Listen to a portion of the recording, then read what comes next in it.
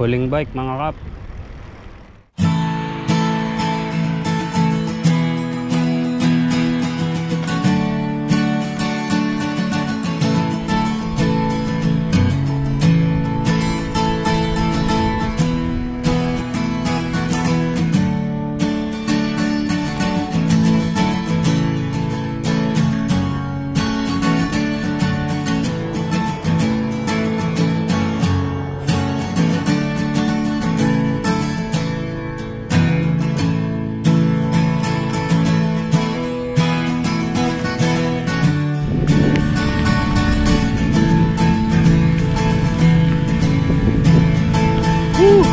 Ganda. Ganda talaga. Ito mamimiss ko dito. Dagat.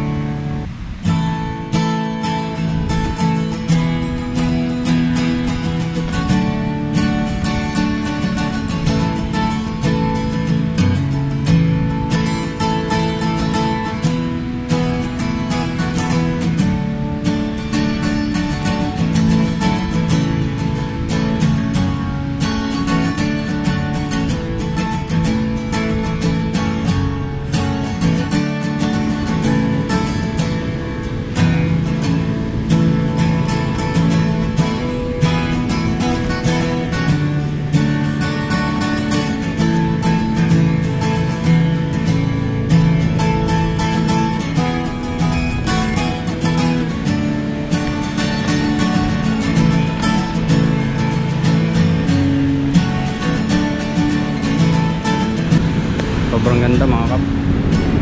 Wala, hindi tayo makapag-fishing eh. Tapos na kami sa oras.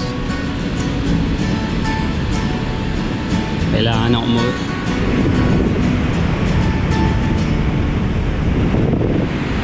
Maraming salamat Oman. Maraming salamat sa Lala.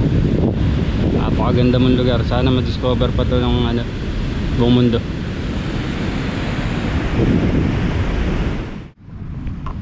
Nagtagal pa ako ng mga 30 minutes. Malamig pa yung araw eh.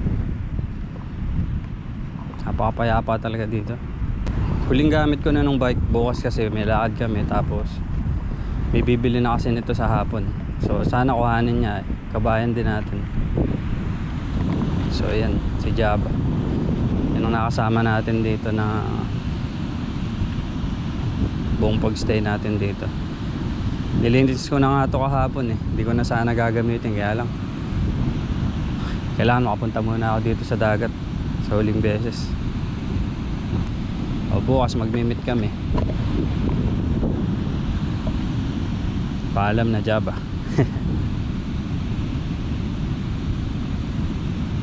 Tara, gamitin muna natin.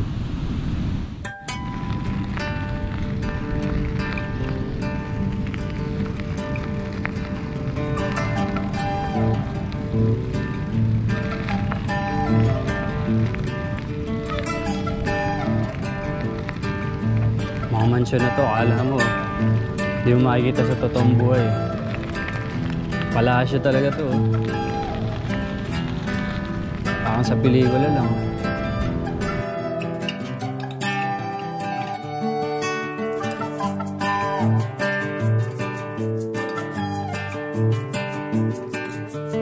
Liligo tayo dito sa may pagkatapos ng malaking teapot na yan. Nakikita niyo ba? Ayan.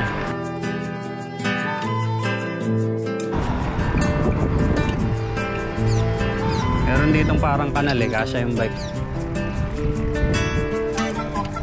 Yun.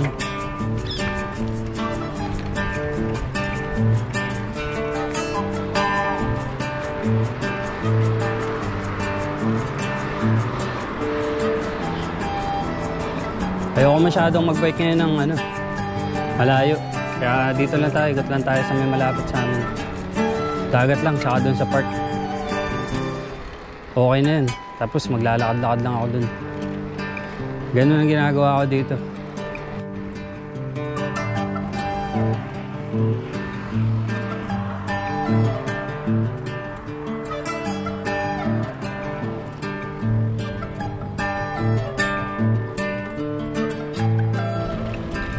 Dito na tayo sa park.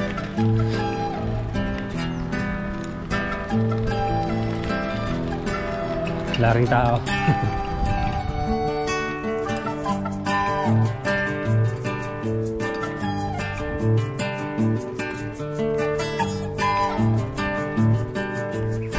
Ayun, tapos tambay lang muna tayong konti dito. Ganda, makulim din. Kahit dito tayo pumunta sa gitna ngayon. Kung tayo maupo, hindi mainit. Pag umaga, solo yung ano, park. Siguro may mga 2-3 tao lang na kasabay ako. Yan o. Yan lang ang trip dito. Lilibangan mo lang sarili mo.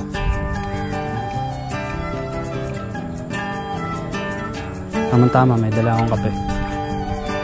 Kape na lang muna ako dito.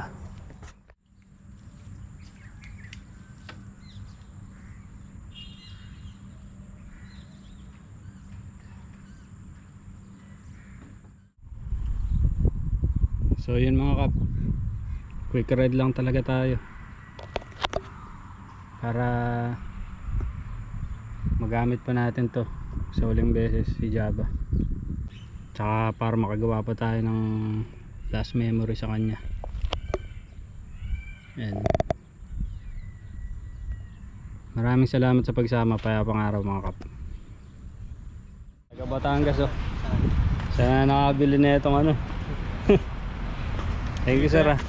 Salamat. Ayos.